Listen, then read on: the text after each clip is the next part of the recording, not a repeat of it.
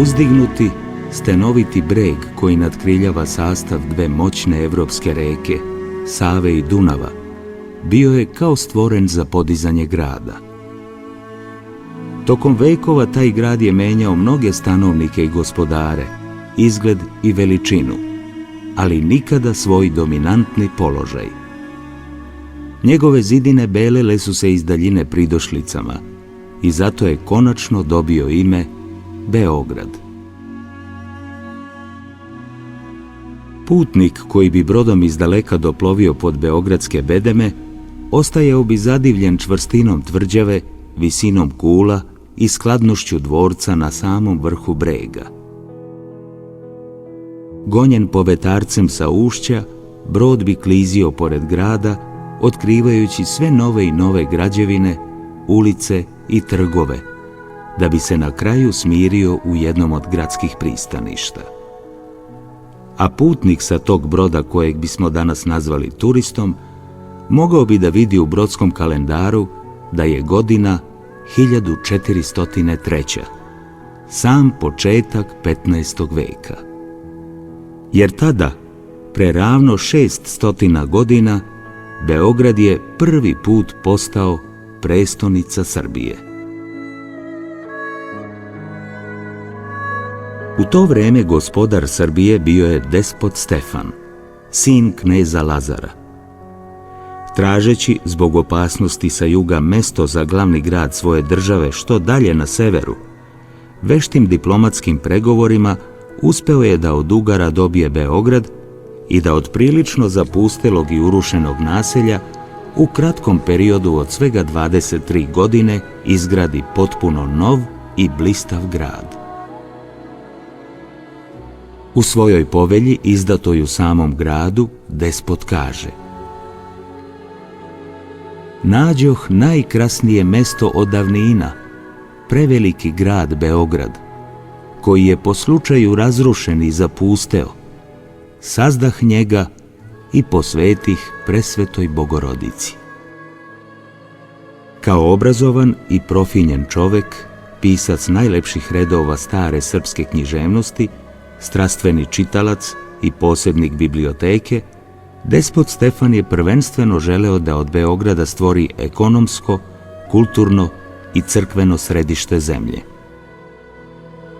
Mnogim značajnim povlasticama, zapisanim u svečanoj povelji, koja je imala zlatan pečat sa slikom grada, despot Stefan je privukao brojne trgovce, zanatlije i druge stanovnike, kako iz svoje zemlje, tako i strance.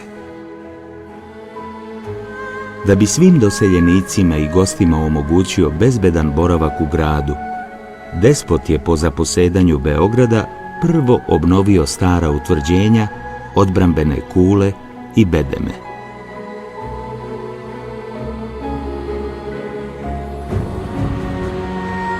Utvrdivši zidine, Stefan je zatim izgradio gornji grad i, kao posebnu celinu, unutrašnji grad sa kompleksom dvora zaštićenog moćnom kulom nazvanom Nebojša i vratima sa pokretnim mostom.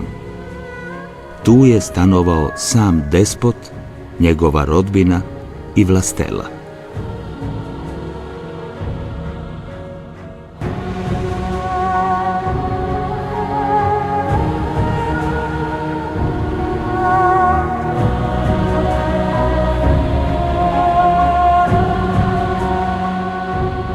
Ali glavni život odvijao se u donjem gradu, gde je zamah trgovine i zanatstva, zahvaljujući despotovim povlasticama, bio toliko silan da se grad desetostruko uvećao, tako da je morao biti neplanirano doziđivan.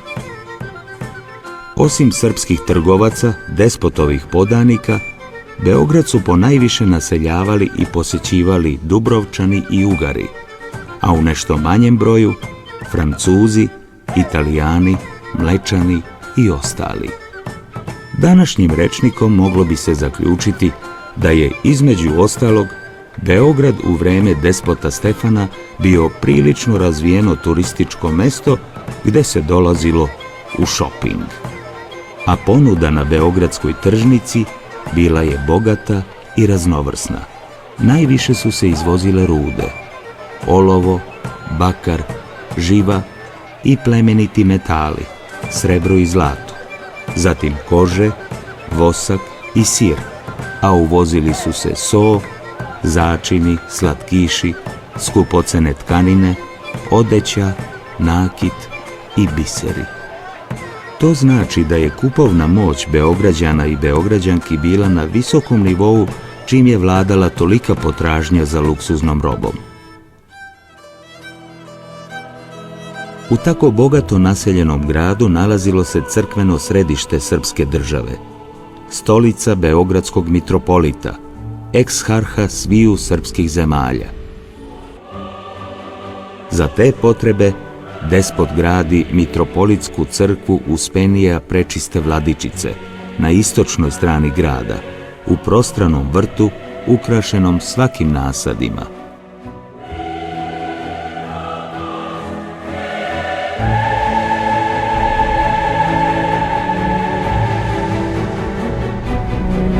Pored ove, bilo je još nekoliko crkava, pa čak i katolička episkopija koju su koristili stranci.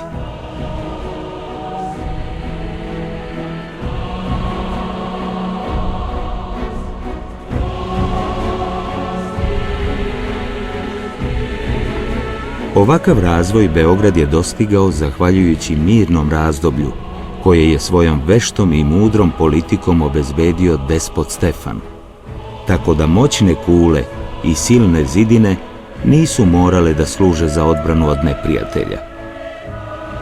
Putnici sa svih strana, sa istoka i zapada, sa severa i juga, mogli su bezbedno da posete prestonicu Srbije. Beograd ih je srdačno primao i ostajao im u lepoj uspomeni. Beograd je i danas takav, gostoljubiv i srdačan. I zato posetite Beograd, grad koji je pre 600 godina prvi put postao prestonica Srbije i do danas ostao njeno kulturno, ekonomsko i turističko središte.